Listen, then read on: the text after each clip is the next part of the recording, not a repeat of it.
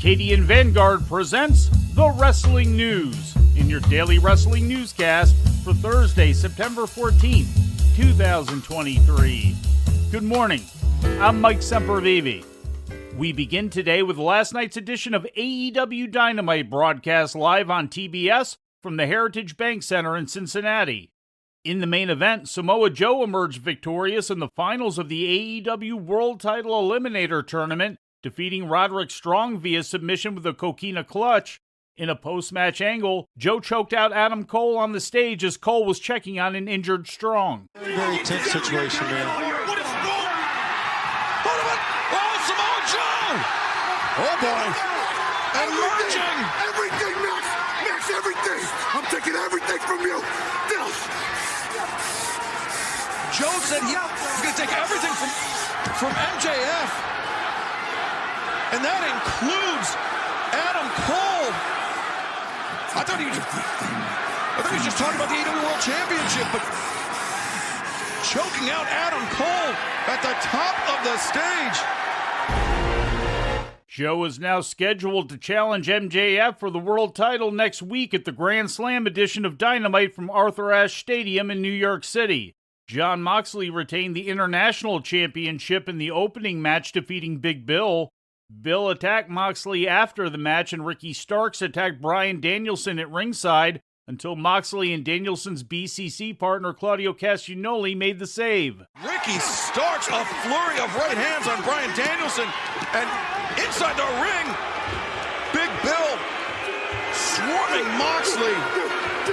And now Starks taking off his shoe and beating Jon Moxley with his shoe. But Danielson not done yet. What a battle we got here. Here comes Claudio of the BCC. Claudio Castagnoli coming out to even the odds. Oh! Look at that strength by Claudio. Couple of horses here. Hoisting up Big Bill, but Bill escapes. Gets his footing on the apron. Claudio. Oh! Big Bill almost went down, but he's hanging on. Toni Storm won a non-title AEW Women's World Championship Eliminator 4-way against former champion Hikaru Shida, Britt Baker, and Nyla Rose. The victory came when Storm rolled up Baker for the pin. In other results, Nick Wayne and Darby Allin bested Matt Menard and Angelo Parker, and Hangman Adam Page beat Brian Cage. After the match, Swerve Strickland challenged Page to a match next month at Wrestle Dream, and the Young Bucks took out Cage and manager Prince Nana with super kicks. In WWE Business news, WWE Chief Financial Officer Frank Riddick III is leaving the company at the end of the month, according to an internal company memo from WWE President Nick Khan that was reported by Fightful. Wrote Khan in the memo, quote, "Frank is a highly respected colleague and it has been a pleasure to work alongside him.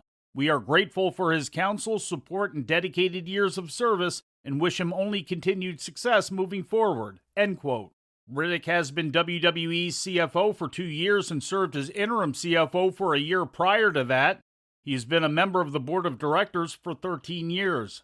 The announcement of Riddick's departure comes just 1 day after the finalization of the acquisition of WWE by Endeavor and comes amidst talks of planned budget cuts between $50 and $100 million. Riddick received an executive bonus of $5 million on the day of the acquisition last Tuesday.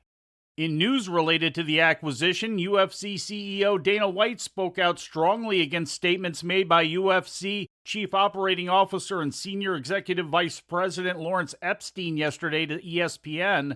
Epstein claimed that a major goal for the new merger of WWE and UFC under the TKO corporate banner is to make all WWE fans into UFC fans and all UFC fans into WWE fans, which White later described as, quote, "one of the dumbest statements of all time," end quote. White went further at a press conference in Las Vegas. Yeah, I don't know why he said that. I don't even know what to say to that. No. There's some crossover. Some people like WWE, some people like UFC, some people like both. I don't think there's ever going to be a day where we turn every UFC fan into a WWE fan or every WWE fan. What's beautiful about the synergy between these two fan bases is they are very completely opposite. You know, there's very little crossover. And again, Maybe he was misquoted. I hope that's the case, because I could not disagree with him more. In more WWE news, Tampa, Florida is the planned location for the 2024 Royal Rumble, according to an official company announcement yesterday. The 37th annual Rumble is scheduled for Tropicana Field, home of the Tampa Bay Rays, on January 27th. The Royal Rumble was previously held in Tampa in 1995 at the University of South Florida Sundome, highlighted by Shawn Michaels' first of two back-to-back Rumble wins and Diesel defending the WWF World title against Bret Hart. In legal news, Paul White has been linked to Operation Strikeout, the largest performance-enhancing drugs operation in United States sports history. Although the operation, also known as the Biogenesis of America scandal, was first exposed 10 years ago, new research by ESPN's Mike Fish has revealed the names of many public figures involved in the scandal, which were not publicly known until now, and among them is White, working at the time as the Big Show in WWE. According to Fish's investigation, Tony Bosch, the primary target of the investigation, informed federal agents that he treated or supplied almost 100 athletes with black market steroids and that White was among them. Bosch also claimed to have attended a Thanksgiving gathering at White's home in 2010, which was also attended by other pro wrestlers, as well as Dodd Romero, fitness advisor to Alex Rodriguez, who was the most high-profile Bosch client exposed in the scandal. Bosch claimed that while he was there, Bosch learned that his business partner Jorge Velasquez was providing even more PEDs to White behind his back. He also alleges being approached by White, who advised him that there were wrestlers asking for stronger substances, such as Winstrol and Decadurabolin. Bosch stated that he stopped supplying pro wrestlers after that, but that Velasquez continued to do so. White denied the accusations in a statement yesterday made through his attorney, Edward Brennan. Brennan's statement verifies that the Thanksgiving gathering took place and that Bosch and Velasquez were there, but stressed that Bosch never treated White and only met him one other time. Brennan pointed out that White never failed a drug test and maintained that PEDs would have posed a serious health risk due to White's endocrine system disorder. In ratings news, NXT drew its largest total audience and highest key demographic rating in 3 years last Tuesday for an episode main evented by Becky Lynch winning the NXT Women's Championship from Tiffany Stratton. The episode drew a total of 850,000 viewers to the USA Network, the highest number since the Halloween Havoc 2020 episode, according to WrestleNomics. That's also up more than 25% from last week's audience of 673,000 viewers. The rating in the key 18 to 49-year-old demographic was .26, the highest key demo rating since the September 1st, 2020 episode, and up nearly 50% from last week's .18 key demo rating. That rating also put NXT at number 2 for the night on cable TV in the key demo, up from last week's number 5 position.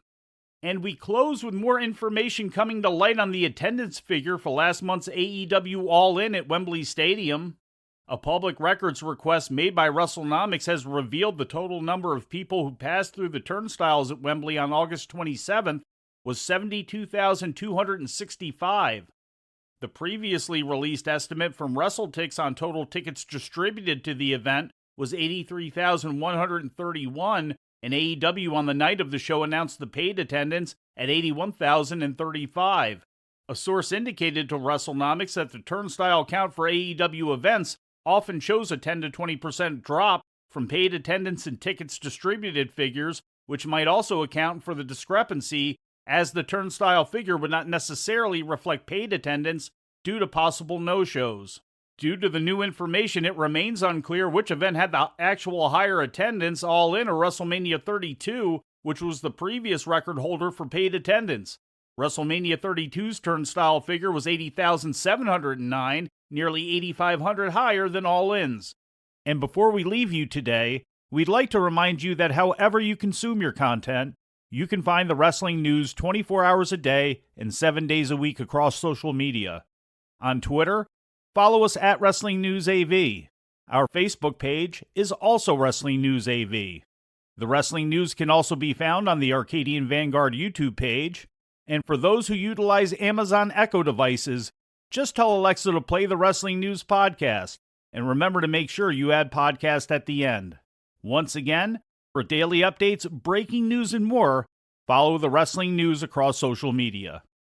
And that's the news for today. If anything happens, we will be here to tell you about it.